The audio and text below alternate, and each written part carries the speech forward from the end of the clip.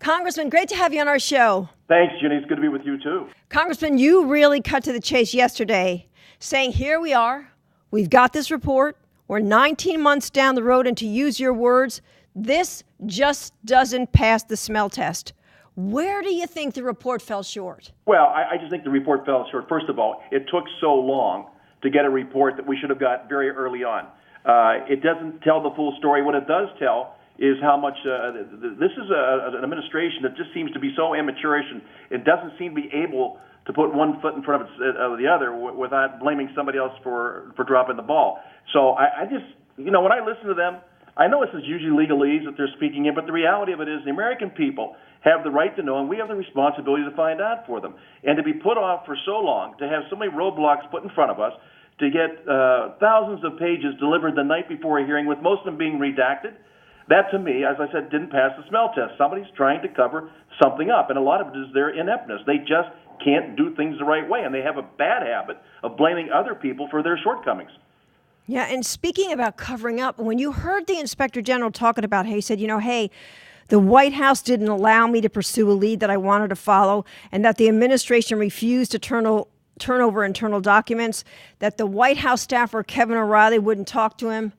Your thoughts on that? I mean, a big part of the puzzle the president doesn't think he needs to take part in. Well, we are a country of laws, and we believe that nobody is above the law, and that happens to include the Attorney General, who's the chief law enforcement officer in the country. And also, this is a president that said this would be the most clear and transparent administration ever. This has been the most murky experience America has had, and we listen to him. He says one thing, but I said the other day, actions speak much louder than words.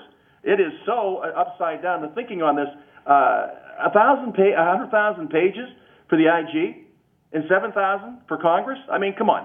That's easy math.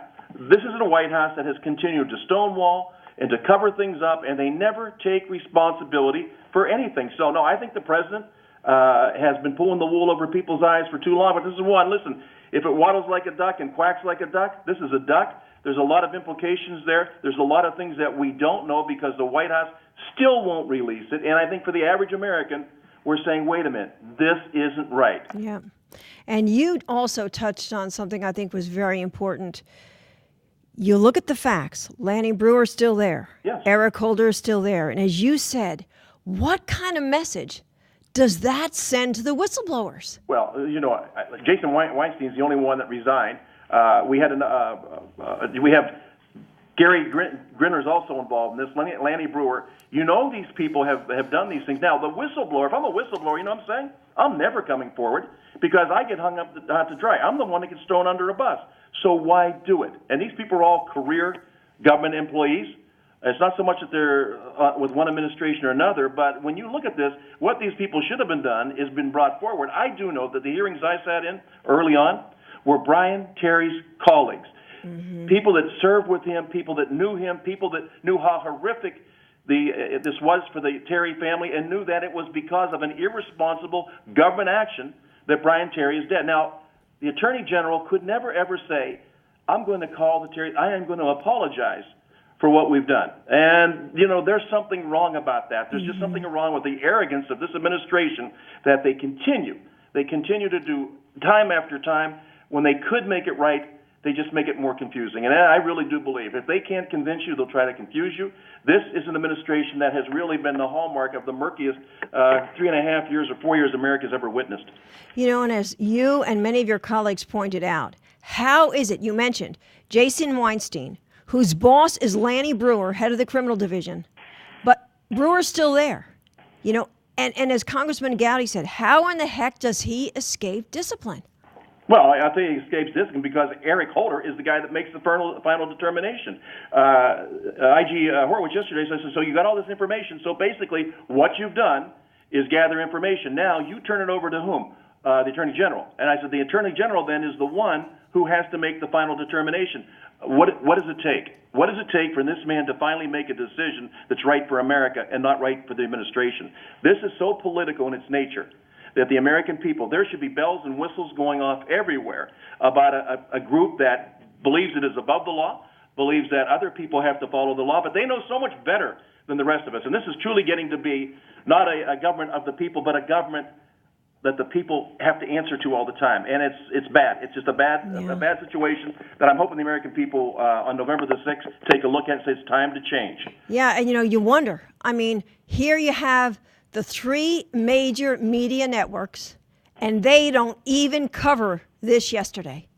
Well, they're not going to. I think that the die has been cast very early on that the president gets a pass on everything. They ask him about everything, about the color of his ties and what his favorite foods are, but they don't ask him how in the heck can the world be on fire and you don't know about it? How can we have 5 attacks since April in Libya and you don't know about it? How in the heck can your State Department, which is directly responsible for the security of our embassies and consuls around the world, could have left our ambassador so vulnerable? How could that have happened? And the president continues, he was more interested about getting into Las Vegas and campaigning than he was about our ambassador and his fate. I think it's absolutely deplorable that this vacuum of leadership has like about 46 days left, and the American people can start then to vote with their hearts and with their minds, and knowing that there's a much better America out there, America that's really for the people, and we can change it. That this administration has left a trail, a paper trail that we can look at. Although they won't give us all the facts, we know what's going on. The running footage of this young man has been absolutely horrible. Maybe the class picture was pretty,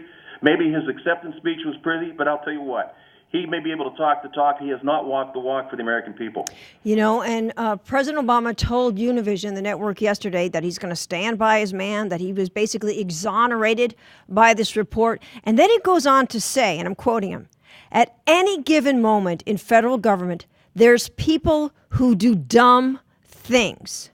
And he says, this Attorney General of mine, he held those people accountable, making sure that they're fired if they do dumb things. Yeah, Operation right. Fast and Furious, wasn't that was a deadly mistake, not a dumb thing. Unbelievable. He would use those words. Well, again, he's a guy that's fascinated with himself, and he continues this spin, and he thinks that when he's done speaking, it's like a snake charmer, that people are just lulled to sleep. Listen, we've seen enough of it. We've heard enough of it. The facts are the facts. This is a president who has been really very inept in the way he's run this country. And to let this go, those 14 people that in the IG's report should have been disciplined, to let them go and say, no, it's no big deal, to let Lanny Breuer still sit in that job, to let Gary Grindler still sit in that job, that's deplorable. That is a lack of leadership. And if the president wants to defend his guy, I understand that. I understand why he wants to defend his guy, because his guys perform so poorly in all phases of what he's supposed to do. So we'll continue to look at it. We'll continue to get it out. We'll continue to wonder about how Lanny Breuer can be in Mexico, telling people how Fast and Furious works, and how Senator Grassley can be getting a letter back in Washington saying the same day that no such program exists. So they backtrack when they find out that the American public knows about it. But you know what they can't do? They can't walk away from their record. Their record is horrible. We have a domestic policy that's in shambles. We have a foreign policy that is on fire all around the world. And I think as it continues to erupt, the American people are going to be so aware that this, again, as I'm repeating, is a vacuum of leadership both at home and in the world. And when our allies and our friends start to wonder about our strength and our resolve, then it really starts to unravel. And America has always been the leader. America has always been the voice of freedom and liberty throughout the world. And when your friends and allies start to wonder about if you're going to be there for them, if you've got their back, we've got great problems. Yeah. And you talk about American leadership, you talk about the American people. What do you hear from the people back home? Do they talk to you about this, saying, what the heck is going on? They absolutely do. When I come out of Mass on Sunday morning and I'm walking down the sidewalk, people will come up to me and say, listen, how can this president walk away from all this responsibility? How can his attorney general refuse to answer a subpoena? With me as a regular citizen, I got to be there. I got to answer it. And so you got to understand something. This is a president that believes he's above the law. This is a president that invokes the executive privilege. This is a president that does an end run on Congress every time something doesn't go his way. There's something wrong here. It doesn't play well in Western Pennsylvania. Listen, there's nothing zip code specific. I don't care whether I'm Butler, Pennsylvania, or Grove City, or Slippery Rock, or Erie, or Meadville. People still feel the same way. Now, while they may not all be Republicans, they're all diehard Americans. Mm-hmm. And they're fiscally conservative, and they're socially conservative, and they're trying to understand how in the world did a man that they believe so strongly in 3.5 years ago fail to even measure up to what he said he would do. So they're disappointed, and I think a lot of them are saying to themselves right now, you know what? On November the 6th, I'm going to make a change. I'm going to vote for real leadership, and I'm going to vote to turn this country around.